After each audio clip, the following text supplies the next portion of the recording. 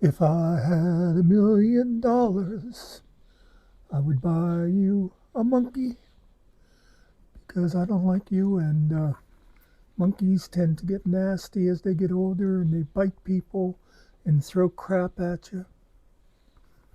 That's just, I'm just talking to a couple of you. Anyway, today's episode is brought to you by Thin Mints, the cookie of choice for YouTubers everywhere. Buy Thin Mints, and if you don't like Thin Mints, there's like 100 other Girl Scout cookies you can choose from. Maybe not 100, maybe, 6, 12, I don't know. But I'm seriously promoting this today just because my niece was selling them. And she set herself a ridiculously high quota of over 300 boxes because she really wants the, like $10 prize or whatever it is they're giving away. And, Girl Scout cookies, if you get the right kind, they are tasty, they're good. But let's face it, they're overpriced. But part of what you're doing is supporting a good organization. So I'm actually going to put the link for Ava's page on my description if someone has the urge to get some Girl Scout cookies. If you don't have someone living around you that's selling them, and it's been a while since you've had a good Samoa, Ava would appreciate it. Now, if you happen to live up there in the right area of the southern upper New York, if you're close enough, you can mark deliver, have the Girl Scout deliver them to me, and it'll save you the shipping. Anyway, what I wish I would have thought of before I ordered mine was to talk to my family that lives around here and say, hey, if we each order like a couple of boxes and have them all sent to one address, we could save on the shipping and that. Because to have them shipped, you have to buy 4 boxes, a minimum of 4 boxes, where we could have each got like 2 boxes and then evenly split the shipping. But that's something you can do if you want to. But anyway, if you'd like to, get some Girl Scout cookies and help that poor 5-year-old out so she can buy whatever piece of crap it is that they're giving as a prize. Anyway, let me take care of one other piece of housekeeping here. Some of you, now I know most of you aren't that observant or care that much, but some of you might say, isn't that the same shirt he was wearing in the last video? Why, yes it is. Thank you for noticing. I've been trying to do my videos one day at a time. Like I'd do it today, and it would come out tomorrow. But today I just got a bunch of ideas of stuff I want to do. So I thought I'd go ahead and record them all. So I haven't been wearing this same shirt for like 5 days in a row. Which, by the way, is not necessarily outside the realm of possibility, but it's not true at this point. Anyway, let's get to the point of today. A while back, I talked about movies, and I said maybe in the future I'll do like specific movies or specific actors or something like that, instead of trying to cover, like my favorite science fiction or my favorite comedy or whatever. So today, I don't know why it came to mind, but I thought I'd do Fiddler on the Roof. I haven't actually watched it in a while, so this is going to be going from memory, but it's always been one of my favorite musicals. And, it was originally a Broadway play, like, I didn't look it up, but like in the 60s. And then they made it into a movie starring Topol, T-O-P-O-L, who was great in the role. And on Broadway, I think the originator was Zero Mostel, and I'll bet he was great in it. If you don't know Zero, I'll tell you a movie you could that he was great in. I believe it was another one done from a Broadway play, but a funny thing happened on the way to the Forum. See if you can find that. Zero was really quite the character. Anyway, Fiddler on the Roof. Now, one of the things, now, let me just talk about, too, like I said, about my favorite musical. Something, too, is genres don't really matter in these things. I often had this conversation with people about books when I was at the library. You know, whatever, when it comes to books, movies, music, what's not, genre isn't all that important. It's how it's presented. Like, let's stick with movies. The most important thing with a movie isn't whether it's science fiction, suspense, rom-com. It's, first of all, the story. And, which of course is the same with a book. The setting isn't important as long as it has a good story. And then in the case of movies, then it's how the actors and director presents the story. And Fiddler on the Roof, it has good music, but it has a really interesting story to it. And when we first start the movie, which, by the way, at one point I thought I should learn how to do these things where people sit and they'll have the movie up on the screen at the same time, and then I realized once again I just can't be arsed, because that would be a lot of work, because I'd have to like sit here and like be watching the movie, and then later I'd have to edit it all down and no, so I'll just talk to you, and hopefully you'll go out and find the movie somewhere and watch it yourself, and maybe think about what I had to say, and or if you are familiar with the movie, feel free to disagree with me, or better yet, agree with me, or even better, go, hey Muckster, you're a genius, I never looked at it that way. But anyway, Fiddler on the Roof, it starts off, it introduces us to Topol, who is Tevye in the movie. And he's feeding his cow. He's a dairy man. He sells milk and I'm assuming butter and cheese to people. So he doesn't make a lot of money, but he feeds his family. And which, oh, by the way, I should start off by saying this, it's set in the early 1900s. It covers a period of the Russian Revolution, which was around 1917, because that enters into the story a bit. But anyway, that's when Tevye is talking to himself and wishing that things were easier and better for him, and that's when he sings. You've probably heard the song, "If I Were a Rich Man," yada da da da da da da da da da da da, all day long. But anyway, so that's Tevye, and Tevye has 3 daughters. And what happens in the movie is, all along the way, each daughter is straying farther and farther from traditions. The first daughter, well, another song comes up that you may have heard. If you haven't seen the movie, you didn't realize that's where it's from. But the mother is choosing a husband for the daughter, and she talks to the matchmaker, and that's where the song "Matchmaker, Matchmaker, Make Me a Match."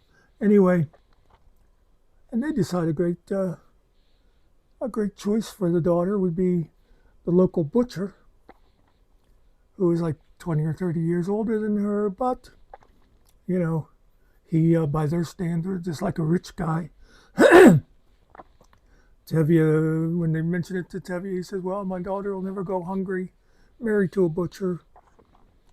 And they go to arrange the marriage. Meanwhile, the daughter is actually in love with the local tailor, another young guy just starting out. And there's the whole thing, they had pledged to each other to be married, and that just wasn't done. And there's another song, Tevye's going over that. They made each other a pledge. That's unheard of. But anyway, they give in and let the daughter marry the tailor. And then the next daughter is, she takes up with a revolutionary who, they're trying to get out from under the thumb of the Tsar and the monarchy. And they don't even ask for permission to get married. They just go and elope, which further upsets Tevye, because that is so, once again, another one of his songs at the beginning when he's talking about Anna Tefka, I think is the way the name of their town is pronounced, and that everybody has their place in society there. And he sings the song, tradition, tradition. So it's all about tradition. Well, first he's got this one daughter who wants to make her own match. But they give her permission. The second daughter doesn't even ask for permission. She just marries this guy, and they go off then to Moscow to participate in overthrowing the government. And then the third daughter is the breaking point. Not only does she go out and find her own guy, but she falls in love with a Christian. Did I mention Tevye is Jewish? And that Tevye just can't accept. That's the bridge too far for him. And he basically just no longer has a daughter in his eyes. He doesn't even want to talk to her. And so that's a big part of the story there is, it's that whole thing of how Tevye's life is coming apart. And then we lead into, that's when Russia starts having the pogroms, where it's basically sort of like the Holocaust that comes later on, and because of course, if you ever notice in all societies,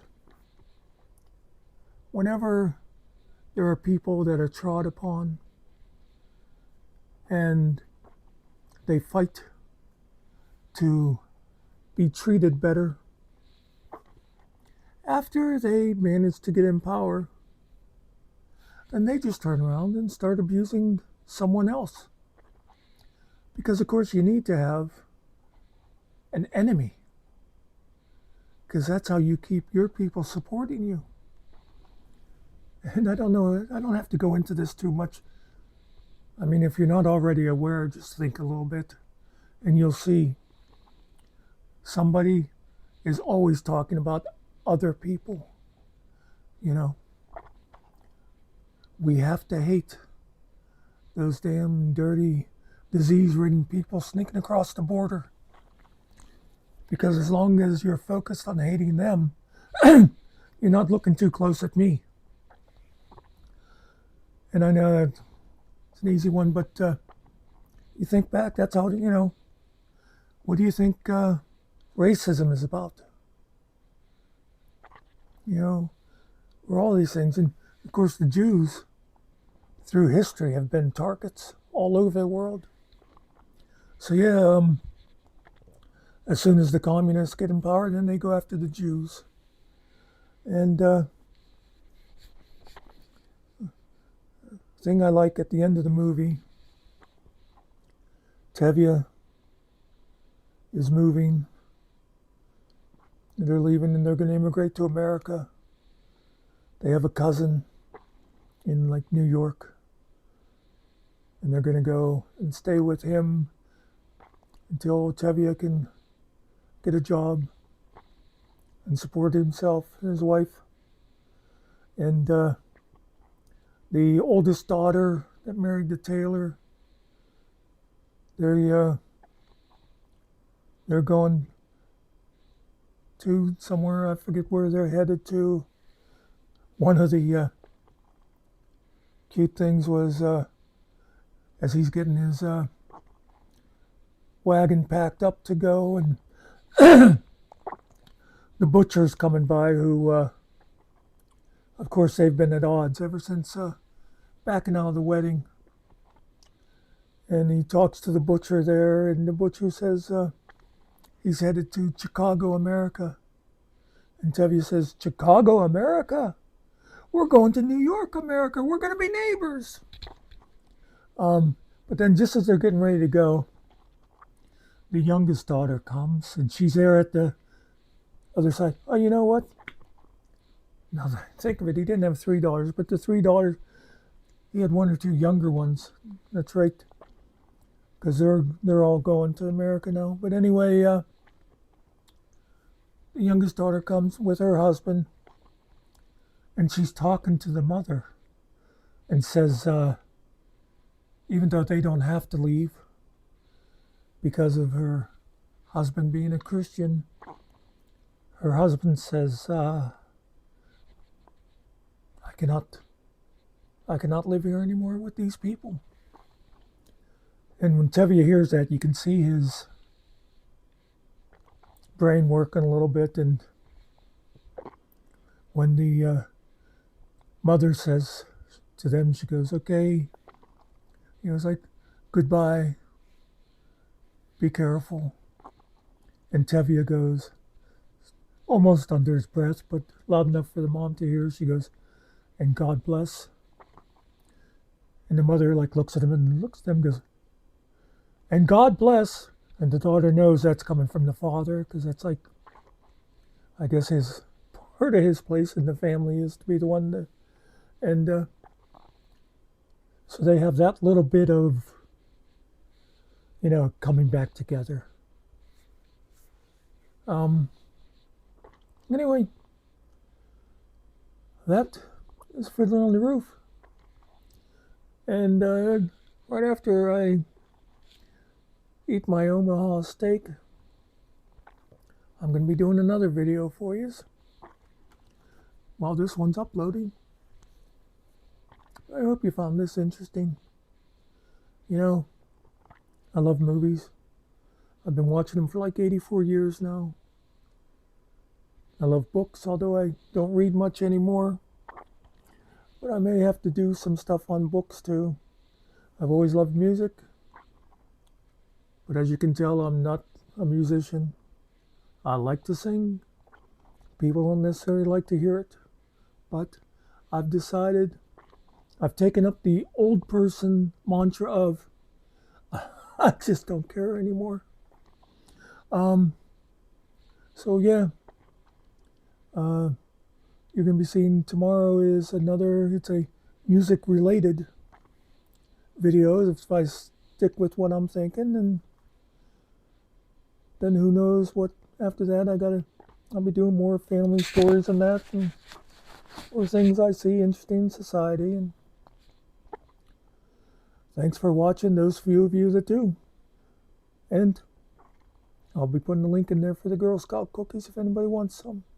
Peace out.